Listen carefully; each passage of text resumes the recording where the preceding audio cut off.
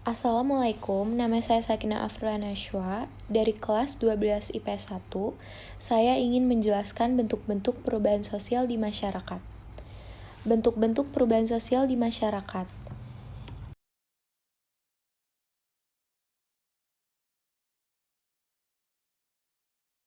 Perubahan sosial berdasarkan pengaruh. 1. Perubahan sosial kecil adalah perubahan sosial yang tidak menyangkut seluruh unsur masyarakat dan tidak mengubah lembaga dan tatanan sosial.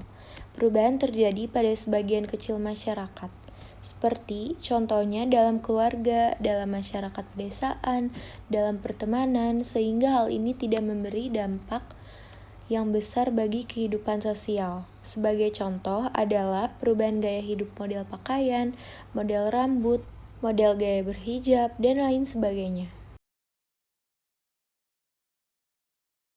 Kedua adalah perubahan besar, perubahan yang menyangkut pada masyarakat secara luas dan berarti bagi kehidupan sosial, misalnya perubahan dari masyarakat agraris ke masyarakat industri dengan ditemukannya mesin uap.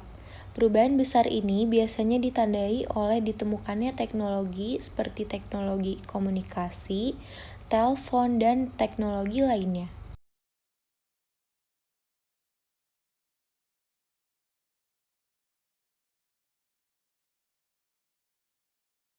Perubahan sosial berdasarkan perencanaannya.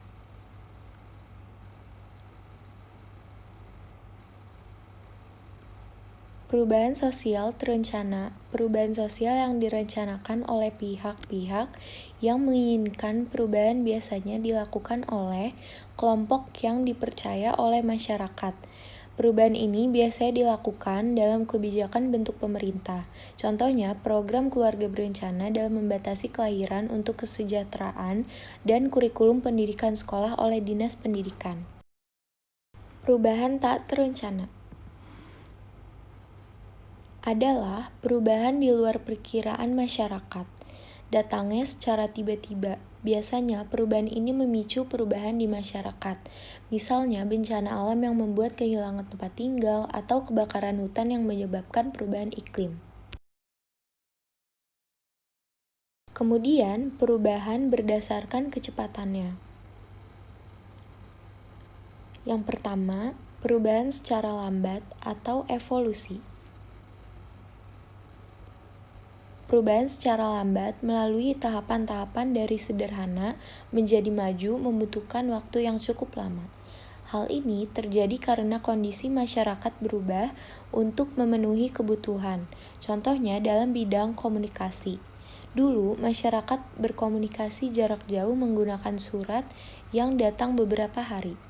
Kemudian munculnya telepon yang bisa berkomunikasi jarak jauh dengan suara, lalu adanya handphone yang bisa berkomunikasi melalui pesan maupun video call. Lalu adanya smartphone yang begitu canggih dengan berbagai aplikasinya yang memudahkan manusia untuk berhubungan dengan yang lainnya. Misalnya adanya transportasi online, tiket online, belanja online, maupun memesan makanan melalui online.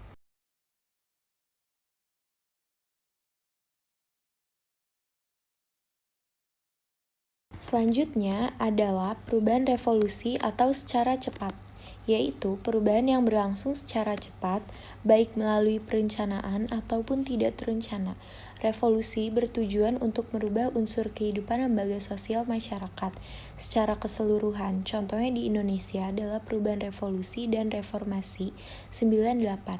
Syarat adanya revolusi adalah yang pertama, adanya pemimpin yang mampu memimpin. 2. Adanya keinginan masyarakat secara bersama untuk berubah. Yang ketiga, ada momentum untuk melakukan pergerakan tersebut. Yang keempat, ada pemimpin yang mampu menampung aspirasi rakyat.